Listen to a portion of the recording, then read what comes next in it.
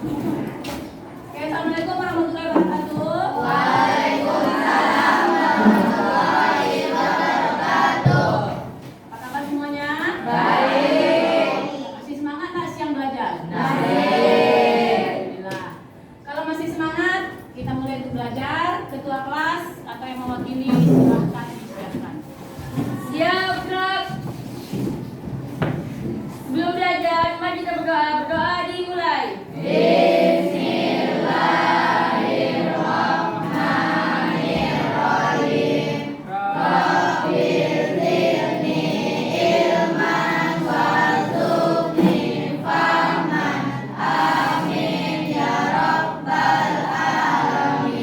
Ucapkan salam.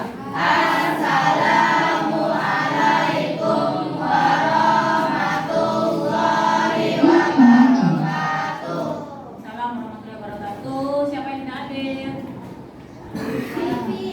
Sekretaris yang tidak hadir? Yusri ini berapa kali?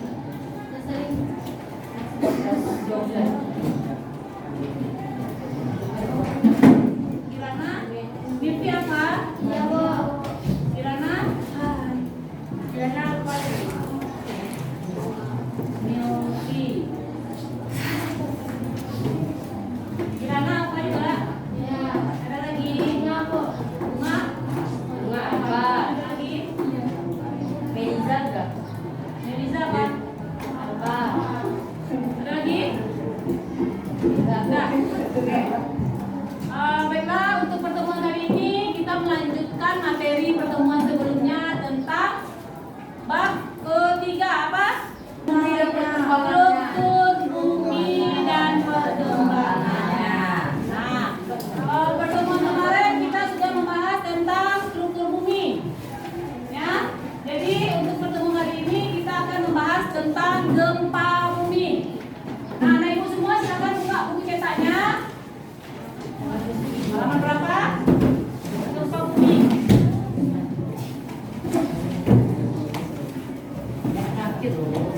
Bab terakhir ya, bab kelima, bab 190. Bab 6. Buku apa yang mau ambil? 190. Mana?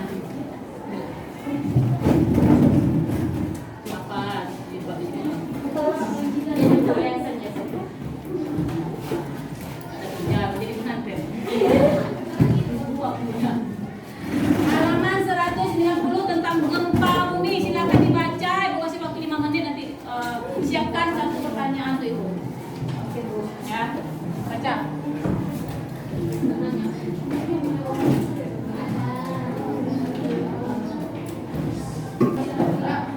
Oke. Sudah dibaca bukunya? Kalau sudah dibaca, berarti kalian sudah memahami sedikit banyaknya tentang gempa dari buku teks yang kalian baca. Dari situ ada pertanyaan nggak kira-kira? Ya, silakan bertanya. Aulia, bagaimana terjadinya gempa bumi? Berarti prosesnya. Oke, yang lain berhubungan dengan gempa.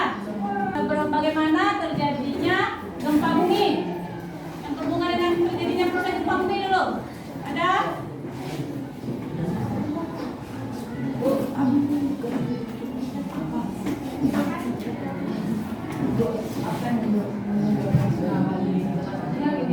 Apa yang menyebabkan terjadinya tsunami setelah adanya gempa?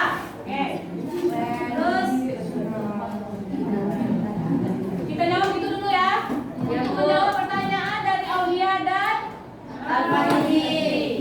Al-Faridi, kita perhatikan video berikut.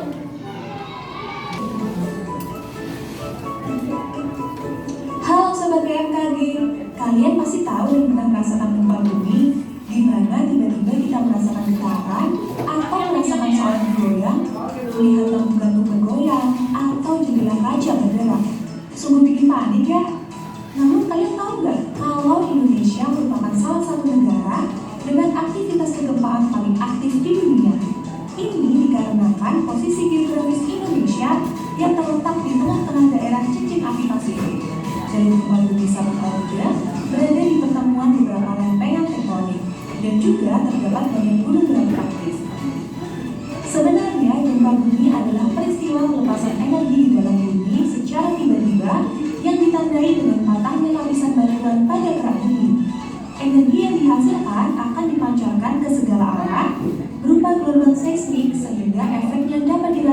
sampai ke permukaan bumi.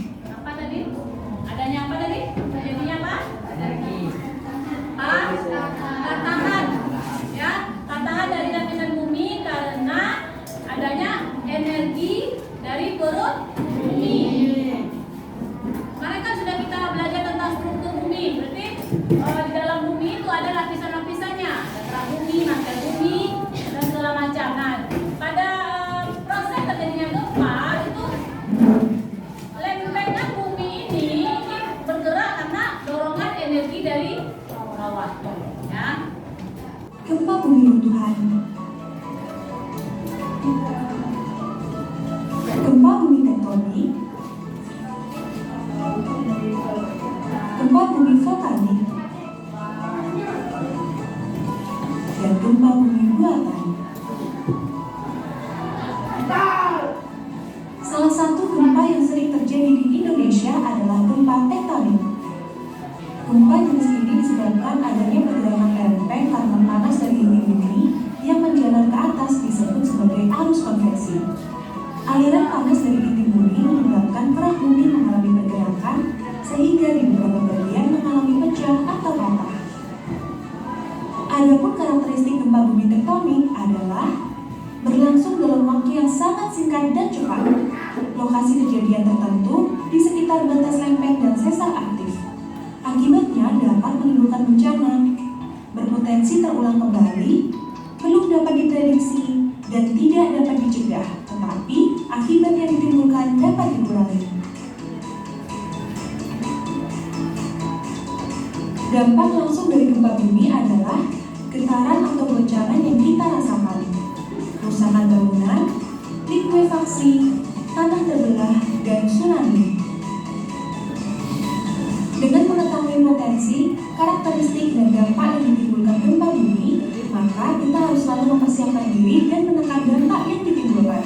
Semoga Sobat BMKG selalu waspada ya.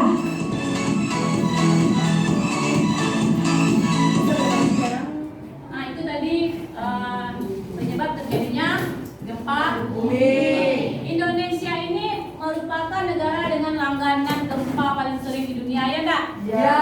Yang paling gempa yang paling besar itu terjadi pada tahun 18 berapa itu? Gunung Krakatau. Ya, Ya, efeknya sampai ke beberapa negara. Ya, dan memakan korban jiwa yang sangat banyak. Nah, jadi gempa itu bisa terjadi karena terjadi di dalam di bawah permukaan laut atau di daratan. Ya. Nah, kalau terjadinya di bawah permukaan laut itu akan mengakibatkan terjadinya apa? Tsunami. Ya. Jadi apa yang menyebabkan terjadinya gempa tadi? Pergerakan lempeng bumi. Apa itu lempeng? Lapisan-lapisan batuan bumi yang selalu bergerak karena adanya apa? Panas bumi. Adanya tekanan dari panas bumi dalam perut bumi itu. Ya, jadi dia bergerak terus, mencari kedudukan terus. Akhirnya bergerak dikit aja, dia akan mengakibatkan bagian di atasnya ya, begini aja kita tenang-tenang sini ternyata di bawah permukaan bumi amblas dikit aja dia, jatuh dikit aja atau bergerak dikit aja, yang di atasnya pasti akan terkena imbasnya. Makanya namanya gempa itu mengakibatkan berbagai macam berbagai macam efek atau dampak. Ya, pertama pastilah mengakibatkan runtuhnya bangunan-bangunan di sekitar. Kemudian mengakibatkan terjadinya tsunami. Ya, apakah kita bisa memprediksi kapan terjadinya gempa? Tidak bisa. Dia berlangsung dengan waktu yang sangat cepat. Nggak bisa kita memprediksi. Tapi bisa nggak kita mengatasi atau mengurangi akibat dari gempa tersebut? Bisa. Dengan melakukan apa? Ya, antisipasi. Contohnya di Jepang. Jepang merupakan negara yang sama dengan Indonesia. Langganan gempa juga, gempa tsunami itu Jepang. Negara-negara kepulauan itu langganan karena mereka banyak di situ gunung-gunung berapi yang aktif. Kemudian berada di mana tadi? Di kawasan apa tadi? Cincin. Cincin apa? Api. Nah, ya. Jadi Di situ sering terjadi gempa. Jepang, negara maju, mereka sudah mengantisipasi dengan melakukan apa? Apa yang mereka lakukan? Orang-orang Jepang itu melakukan apa untuk mengantisipasi dampak dari gempa tersebut? Kalau mencegah nggak bisa, tapi mengantisipasi dampak terjadinya gempa itu bisa. Apa salah satu contohnya di Jepang? Melakukan apa mereka? Membuat apa? Membuat apa? Benteng. Apa yang mereka lakukan? Mendesain apa? Bangunan-bangunan yang tahan gempa. Mereka membuat rumah yang tahan gempa, pokoknya yang mengurangi efek dari gempa tersebut. Itu di Jepang itu. Kalau Indonesia udah melakukan itu? Belum. Paling kita cuman menghimbau. Jika sudah ada gempa, kita menghimbau mungkin ada kemungkinan terjadi tsunami apa tidak. Nah itu biasanya ada ke BMKG menghimbau. Misalnya gunung meletus, itu ada nanti itu dihimbau, dievakuasi dulu penduduknya dari lokasi kejadian bencana tersebut. Nah selanjutnya gunung berapi. Coba baca lagi bukunya bagian gunung berapi.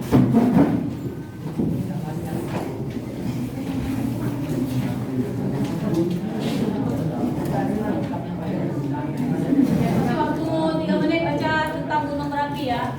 Oke Bu.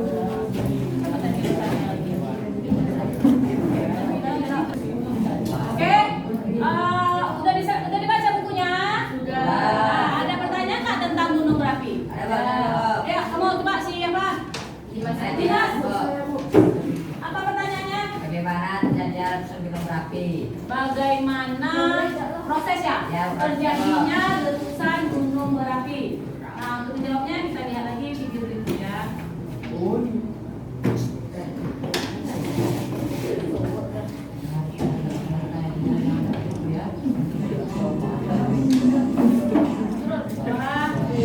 Kayaknya lagi zamannya gunung zaman sekarang itu untuk saling lomba meletus. Faktanya dari 1.500 gunung berapi di seluruh dunia, ternyata jika dirata-ratakan, hampir setiap minggunya ada aja gunung berapi yang meletus.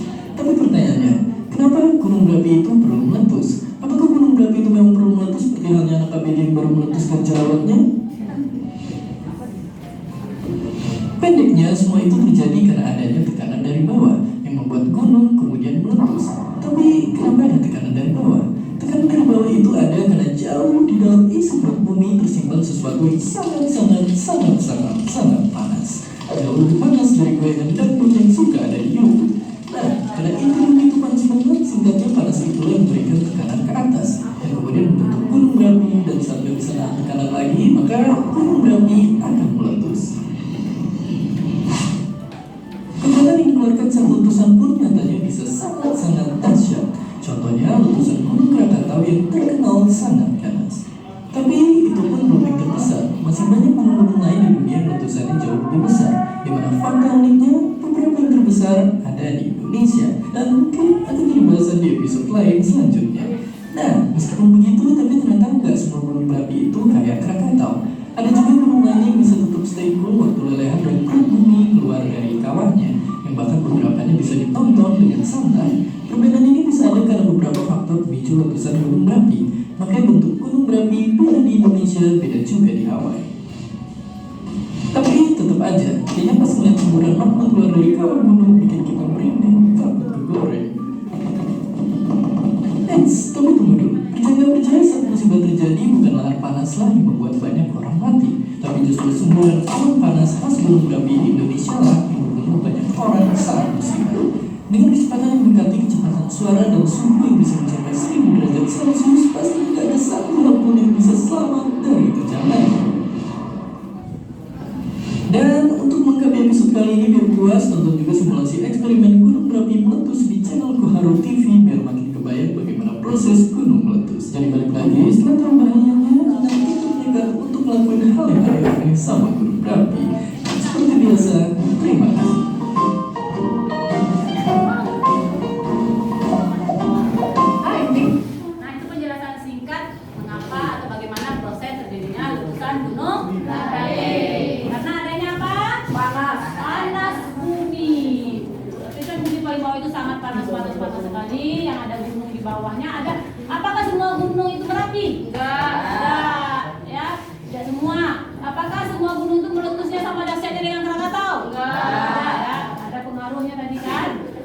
berdasarkan apa tadi? Berdasarkan apanya? Lokasi. Terus apa lagi? Kondisi lapisan di bawahnya. Nah, untuk sekarang ini apa yang terjadi di Indonesia? Yang baru terjadi? Letusan gunung apa? Di Sulawesi Utara. Sumbar Gunung Merapi baru siap kemarin itu cuma batu-batu aja, belum meletus. Batu-batu aja efeknya udah sangat besar ya tak? Apalagi kalau meletus. Kalau di Sumatera Utara gunung apa? Sinabung. Nah, Gunung Sinabung itu sekarang penduduk di daerah sana itu nggak ada lagi. Rumah sudah ditinggalkan. Ya, rumah mewah-mewah dekat-dekat gunung itu udah nggak ada lagi penghuninya. Udah akan jadi seperti kota mati atau desa mati. Ya, itu yang di dekat Sinabung. Kalau yang di Sumatera Barat baru sebelum puasa ya. Nah, itu Gunung Merapi namanya. Itu udah batu-batu saja. Belum lagi meletus. Yang terbaru di Sulawesi Utara, Gunung Ruang. Itu juga Gunung Merapi. Sampai bandara ditutup, sampai diperpanjang sampai berapa hari ini. Nah, itu dia prosesnya tadi karena adanya tekanan energi dari panas bumi. Makanya terjadi letusan Gunung Merapi. Oke, ada pertanyaan lain? Ada pertanyaan?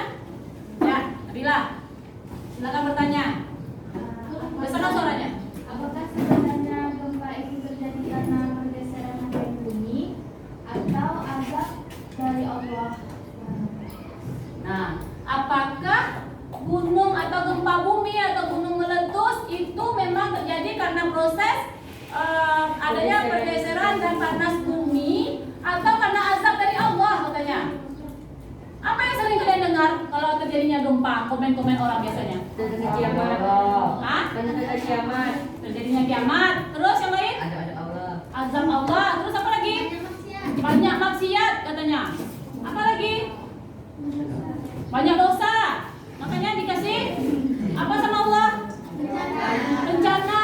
Iya pada karena dosa manusia. Nah, bencana itu karena memang adanya pergerakan lempeng bumi, adanya panas bumi. Kenapa akibatnya terjadi bencana itu? Nah, mana jawabnya? Menurut kalian di mana? Azab Allah nggak sih itu? Peringatan nggak sih itu?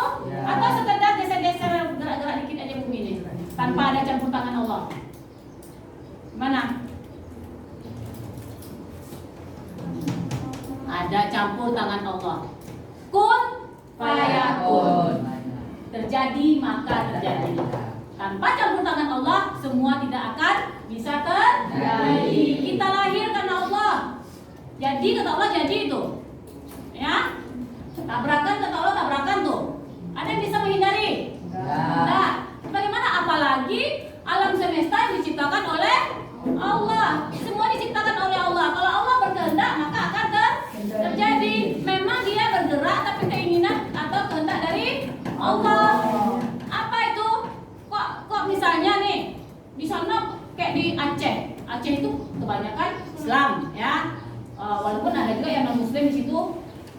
Kok terjadi bencana di sana? Mereka menyembah Allah, tapi terjadi bencana di sana. Ya, itu kan alam. Karena alam katanya. Nah, seluruh bencana yang terjadi itu adalah pengingat, ya, pengingat dari Allah, baik bagi orang yang beriman atau yang tidak beriman itu pengingat. Jika mereka udah setiap air sholat ini 5 waktu apa terjadi juga musibah sama dia. Mana tuh? Udah sholat 5 waktu tak pernah apa, pokoknya orang baik lah, orang alim lah. Kita tahu dia baik. Tapi orang yang berbuat dosa, berbuat maksiat aman-aman aja hidupnya, iya tak? Ya. Sering tak kita kayak gitu? Ya.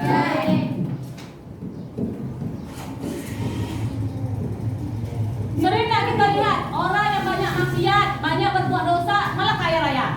Iya, Bu. Yang tak pernah sholat, yang tak pernah ingat Allah. Iya, kok bisa gitu, Bu? Kenapa nggak diazab sama Allah? Nah, itu adalah pengingat. Ya, Allah akan memberikan selama kepada dia itu terus kenikmatan sampai nanti dia akan Allah akan melihat sampai di mana dia bersyukur atas nikmatnya itu. Jika dia tidak bersyukur, urusannya nanti di akhirat. Itu juga pengingat bagi kita. Pengingat bagi kita orang-orang di sekitarnya. Oh, ternyata Allah sudah mengingatkan kita. Walaupun di sana nanti ada orang yang bertakwa kepada Allah atau tidak bertakwa tapi tetap diazab Allah. Orang yang tidak kena, kita itu sebagai apa bagi kita? Sebagai alarm, sebagai pengingat bagi kita bahwa azab itu pasti akan datang. Walaupun tidak melalui kita tapi melalui orang lain. Orang yang kena musibah akan diuji keimanannya. Apakah dengan musibah itu dia semakin taat kepada Allah atau malah tidak taat kepada Allah. Nah, jadi itu apapun yang terjadi pasti kehendak Allah. Memang dia bergerak, kalau secara ilmiah itu bergerak karena ya pasti apa sih Bu kok hubungannya dengan dosa? Itulah cara Allah mengingatkan umatnya, tidak secara langsung mungkin dari orang lain, tidak orang yang bermaksiat ingatkannya tapi orang lain. Jadi kita ambillah di situ apanya? Pelajarannya. Tapi pelajaran dari sana. Oh ternyata dia begini. Jadi kita harus memperbaiki diri. Apapun yang terjadi pasti adalah kehendak Allah. Coba kita lihat di sini ya. Ada satu video tentang itu. Nih.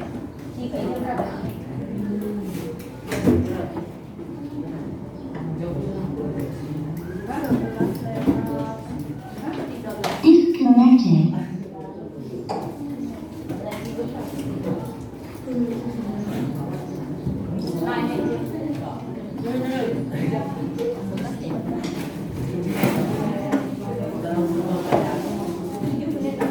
Coba dengerin ini bentar.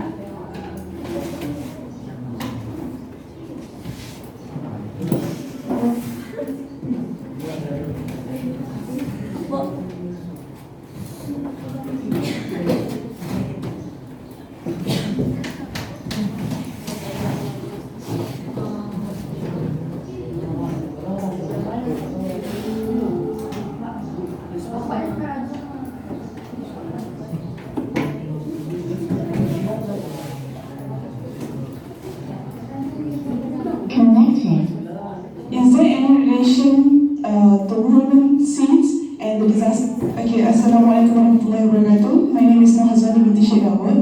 My question is there any relation the women seeds and the disasters happening in this world? Nah, pertanyaannya sama dengan Nabila.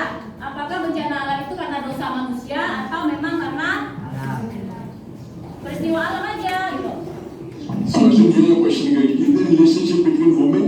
No, human beings sins and the disasters happen in this world. Human beings sin and disaster. Yeah. Sister has a question that is there a relationship between the sins of the human being and the disaster? Allah says in the Quran in several places that Allah subhanahu wa ta'ala will test you. Allah says in Surah Baqarah, chapter 2, verse number 55, surely we will test you with fear and with hunger, or with loss of goods, or lives, all the fruits of your toil, and give glad tidings to those who patiently persevere. This life, sister, is a test for the hereafter. Allah says in the Quran in Surah Mulk, chapter number 67, verse number 2, Alladhi khalaqal mawta wal hayata. It's Allah who has created death and life to test which of you is good in deeds. So this life is a test for the hereafter. Now, whenever any calamity comes on a human being, it can be two things, sister. Either it can be a punishment because of your sin, or it can be a test. If you have done sins, then that's a punishment. If you have Jadi di sini dijelaskan bahwa bencana yang terjadi itu karena dua kemungkinan. Pertama, karena Allah menguji kita. Diujinya kita dengan musibah. Ya, bencana alam, musibah itu tidak hanya bencana alam, kematian dan segala macam. Kita diuji. Itu ada dalam surat Al-Baqarah dan surat Al-Mulk gitu ya dijelasannya. Kemudian terjadi karena pertama apa? Dosa. Hukuman atau dosa yang kita perbuat. Jadi karena ujian dari Allah dan hukuman dari dosa yang kita perbuat. Nah itu dia kaitannya.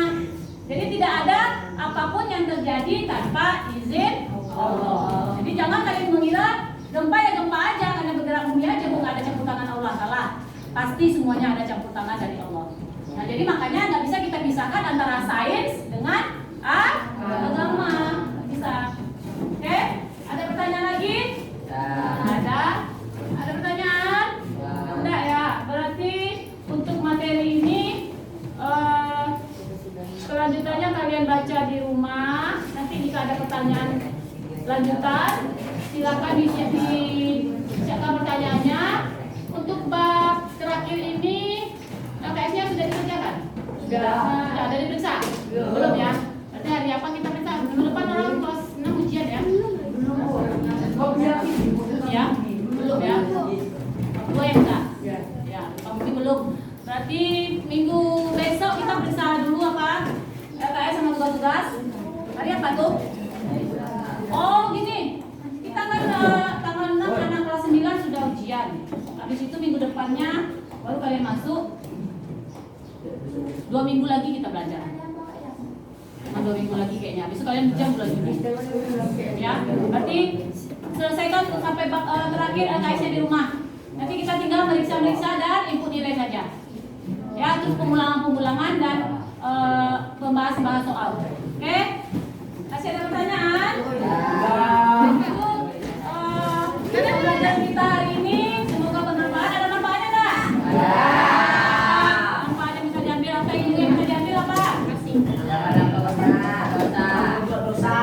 Terus lagi apa lagi? Apa tadi yang diambil dari pelajaran ini? Materi apa? Proses terjadinya letusan gunung berapi. Terus apa lagi? Proses terjadinya gempa bumi. Kemudian apa lagi? Tsunami. Terus hujan batu. Apa hikmahnya? Obat. Obat katanya. Memperbaiki diri. Karena apapun yang terjadi pasti sesuai dengan kehendak Allah. Oke, halo, Bo. Halo, Bo. Kalau bagian